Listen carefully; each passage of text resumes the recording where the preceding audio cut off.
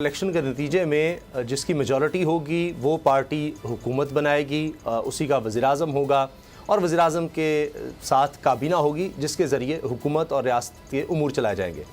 यानी बुनियादी चीज़ है इस मुल्क में इलेक्शन। और दिलचस्प बात यह है कि पाकिस्तान की सबसे बड़ी अदालत सुप्रीम कोर्ट और उसके सबसे अहम तरीन जज चीफ जस्टिस उमरता बंदयाल साहब, उन्हीं की अदालत में इलेक्शन कमीशन के डीजी लॉ से सवाल होता है।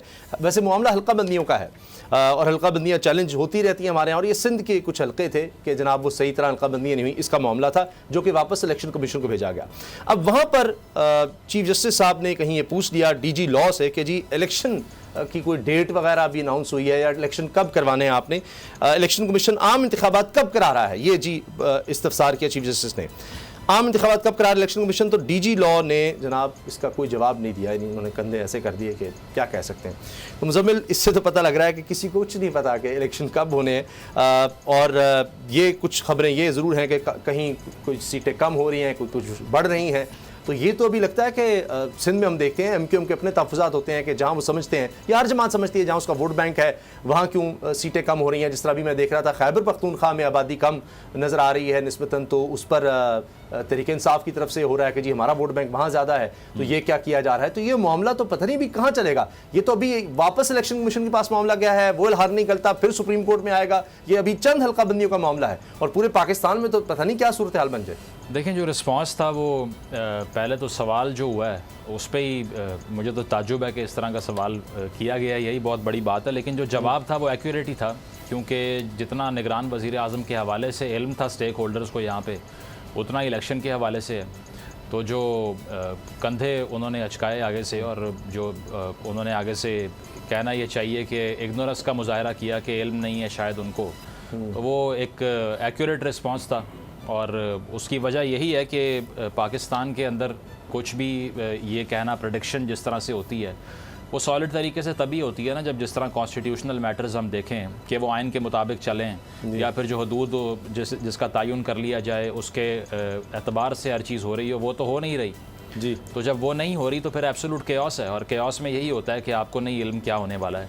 जिस तरह से ये पीडीएम को अभी शिकस्त हुई है बेसिकली निगरान वज़ीर आज़म के आने के बाद, चूँकि कैंडिडेट जो थे उनके वो प्रिवेल नहीं कर सके, तो इसी तरह इलेक्शन के हवाले से भी उनके अपने तहफ़्फ़ुज़ात हैं। नवाज़ शरीफ साहब की वापसी के हवाले से भी हम यही कह रहे हैं कि मुझे तो माहौल नज़र नहीं आ रहा जिस तरह से निगरान वज़ीर आज़म से मशरूत वो मामला था।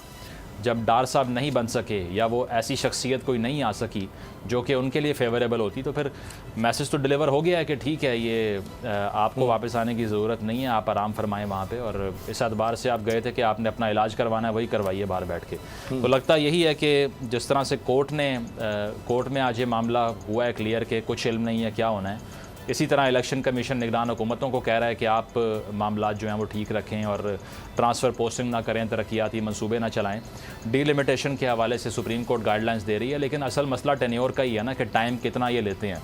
ये तमाम इख्तियारात, ये तमाम मामला तो हो जाएंगे, लेकिन time is the only thing which is mattering these days. क्योंकि उसकी वजह ये है कि अगर हम मार्च की बात करें तो मार्च से आगे ले जाना मुझे पॉसिबल दिखाई नहीं देता। उसकी वजह क्या है कि चेयरमैन सेनेट का टेन्योर ख़त्म हो जाएगा, उसके अलावा डिप्टी चेयरमैन सेनेट भी उनका टेन्योर भी ख़त्म हो जाएगा, आधे से ज़्यादा सेनेट खाली हो जाएगी।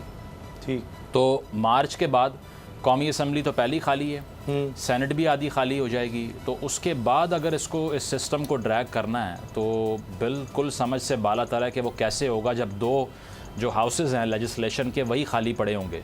तो या तो फिर आप ये फ़ैसला कर लें कि ताले लगा दीजिए सेनेट को, पार्लियामान को, तो फिर ठीक है। लेकिन उसके अलावा इससे आगे अगर ये सेटअप जाता है तो फिर सवाल उन तमाम लोगों से होगा जो निगरान हुकूमत फॉर्म कर चुके हैं और उनके ऊपर ज़िम्मेदारी आयद होगी। जहाँ तक इन सियासी पार्टियों का ताल्लुक़ है तो बहुत से लोगों से बात होती है, हमारी भी और सहाफ़ियों की भी होती है, तो उन्हें कोई परेशानी नहीं है। आप अगर उनसे पूछें ना कि यार इलेक्शन क्यों नहीं टाइम पर हो रहे या कब होंगे, तो वो इस बात से बिल्कुल भी उन्हें कोई सरोकार नहीं है कि टाइम आगे जा रहा है या फिर कॉन्स्टिट्यूशन में क्या लिखा हुआ है।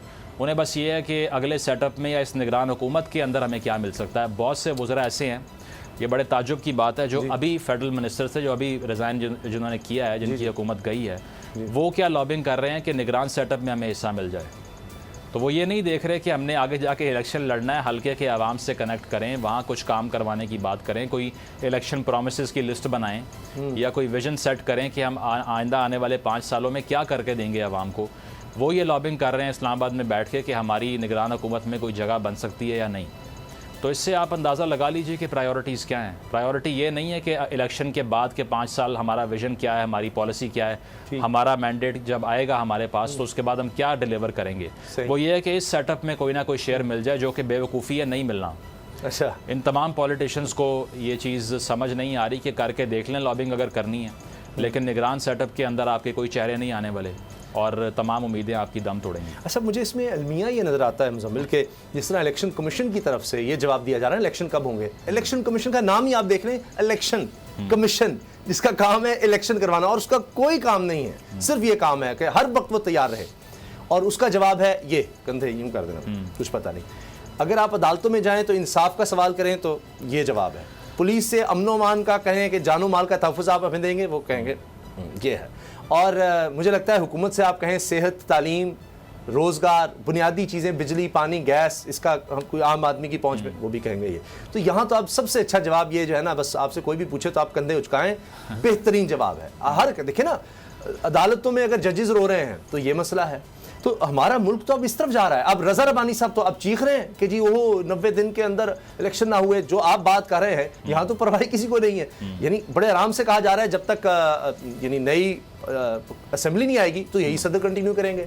हो सकता है कि ये भी कोई गुंजाइश निकाल ली जाए कि यही सेनेट चलता रहेगा। आधे होंगे ना लोग, चले सेनेट तो है, कौन सा किसी बिल पास कराने की जरूरत है, एक जमूद होगा तो बस काम चलाए जाएंगे, कानून साजी की जरूरत ही कोई नहीं है, बस आप हुक्म कर दें और वो हो जाएगा। अब देखिए जो नए निगरान वज़ीर-ए-आज़म साहब आए हैं, उन्होंने बिल्कुल वही प्रोमिस किए हैं कि मुझे कोई प्रोटोकॉल नहीं चाहिए, ये नहीं चाहिए, वो नहीं चाहिए, मैं इजलास इसलिए बुला रहा हूँ कि मैं कर लूँ, इकोनॉमी को ठीक कर लूँ। इस तरह कहीं दुनिया में कभी ठीक हुई है इकोनॉमी? आप डॉलर जो है वो ऊपर चला गया, बिजली के अभी दुगने होने हैं, पेट्रोल महंगा होना है। किस तरह से आप कंट्रोल कर लेंगे जब आप पूरी दुनिया को दिखा रहे हैं कि हमारे पास कोई निज़ाम ही नहीं है, कि हम मार्च में भी इलेक्शंस करवा रहे हैं या कब करवा रहे हैं, हमें को पता नहीं हमने किस तरह से कंटिन्यू करना है। और या उनको यकीन जानी करवा दी कि अगर नहीं ये 1-2 साल यहीं पर हैं, आप इन्वेस्टमेंट लेकर आएँ, हम बिल्कुल उसको गारंटी करते हैं, तो क्या इस तरह इन्वेस्टमेंट आ जाएगी? देखिए, इसमें तो बड़ी ये होपलेस पिक्चर है जो आपने भी पेंट की है, लेकिन अब इसके अलावा क्या कर सकते हैं? मतलब एक सहाफ़ी का काम यही है ना कि जो फैक्ट्स हैं उसको रिपोर्ट करे। हम भी ये ऐसे ही करते हैं। बिल्कुल। तारीख का अमीर,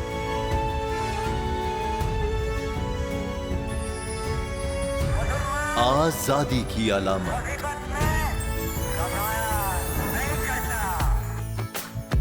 हुस्न का आईनादार, फिक्रो नजरिए की अक्कास, सरफराजी का गवाह, यानी हम सबका निगहबान पाकिस्तान।